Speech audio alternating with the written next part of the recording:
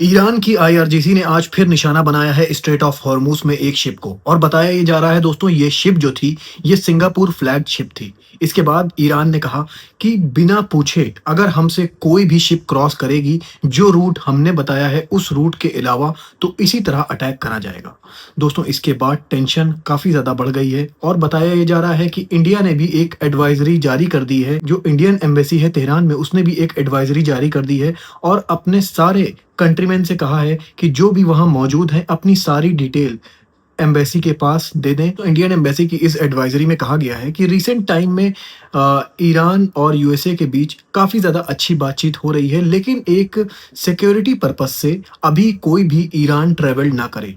जो कोई भी अगर कोई ख़ास काम ना हो तो ईरान ट्रैवल ना करे और जो ईरान के अंदर इंडियन सिटीज़न मौजूद हैं वो भी अपनी डिटेल एम्बेसी के पास जमा करवा दें, ताकि अगर कोई इमरजेंसी सिचुएशन बनती है तो उनसे कांटेक्ट करा जा सके। और दोस्तों इन सब चीज़ों से ये पता चल रहा है कि टेंशन फिर से गहराने लगी है, क्योंकि दोस्तों जो भी पॉइंट्स डिस्कस हुए थे वो पॉइंट अमेरिका मान नहीं रहा है। अमेरिका ने कहा था कि फ्रोजन एसेट को रिलीज कर देंगे, अब अमेरिका कह रहा है फ्रोजन एसेट को रिलीज हम नहीं करेंगे, ईरान को कोई भी कैश अमाउंट नहीं देंगे।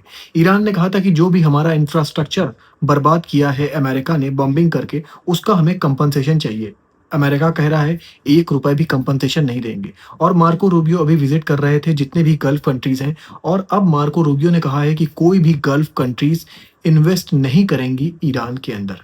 देखिए दोस्तों इसमें आगे क्या होता है। टेंशन फिर से गहराने लगी है और फिर से जंग के बादल मंडराने लगे हैं ईरान के ऊपर। इजराइल के डिफेंस मिनिस्टर इजराइल काट्स का भी बयान आ गया है। उन्होंने कहा है कि हम अपनी पोजीशन को लेबनान में नहीं छोड़ेंगे, भले ही अगर डोनाल्ड ट्रंप ही क्यों ना कहें कि लेबनान की पोजीशन को छोड़ दो, तो हम जो पोजीशन एक्वायर कर चुके हैं लेबनान में वो पोजीशन को छोड़ेंगे नहीं। और यही चीज़ कल नेतन्याहू ने भी कहा था, लेबनान के फ्रंट पर हम डोनाल्ड ट्रंप की भी बात नहीं मानेंगे। दोस्तों अब मैं खबर आपको रशिया और यूक्रेन की बता दूं। दोस्तों मैं आपको एक ऐसी खबर बताने वाला हूं जिसको सुनकर आपको अपने कानों पर यकीन नहीं होगा। दोस्तों रशिया ऐसे एक्ट कर रहा है जैसे कि वो यूक्रेन से वॉर हार चुका है। बिल्कुल सही सुन रहे हैं जो मैं आपको बता रहा हूँ।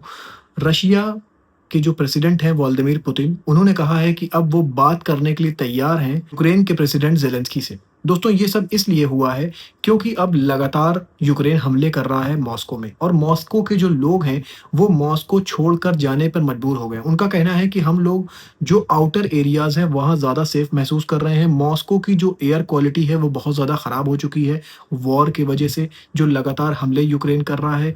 और यूक्रेन जो लगातार रशिया की ऑयल रिफाइनरीज एनर्जी फैसिलिटीज़ को टारगेट कर रहा है, तो इससे बताया जा रहा है कि काफ़ी ज़्यादा इकोनॉमिकली लॉस हो रहा है रशिया को, जिसके चलते रशिया अब इस वॉर को और ज़्यादा आगे नहीं खींचना चाह रहा है और वो चाह रहा है कि यूक्रेन के साथ उसका सीज़ फायर हो जाए। तो दोस्तों अगर एक तरह से देखा जाए तो ये तो यूक्रेन वॉर जीत गया। तो जिस हिसाब से पुतिन खुद कह रहे हैं कि हम सीज़ फायर करना चाह रहे हैं, उससे तो ये लग रहा है कि यूक्रेन वाक़ई ये वॉर जीत चुका है। दोस्तों अब मैं बता दूं, जब आपके पास पावर आ जाती है और जब आप पावरफुल हो जाते हैं तो सामने वाला शख्स भी आपकी इज्जत करने लगता है। तो डोनाल्ड ट्रंप जो यूक्रेन के प्रेसिडेंट ज़ेलेंस्की की कई बार बेइज्जती कर चुके थे, आज वो ज़ेलेंस्की की तारीफ कर रहे थे। उन्होंने कहा ज़ेलेंस्की एक बहादुर इंसान है। दोस्तों ये पहली बार डोनाल्ड ट्रंप के मुंह से निकला है। जब नाटो के चीफ उनसे बातें कर रहे थे तब डोनाल्ड ट्रंप ने कहा कि ज़ेलेंस्की एक बहादुर इंसान है, वो रशिया के साथ एक करेजियस फाइट कर रहा है। दोस्तों जब आपके पास ताकत आ जाती है तो लोग ऑटोमेटिकली आपकी इज्जत करना शुरू कर देते हैं, जिस तरह डोनाल्ड ट्रंप ने इज्जत करना शुरू कर दिया है यूक्रेन के प्रेसिडेंट ज़ेलेंस्की की।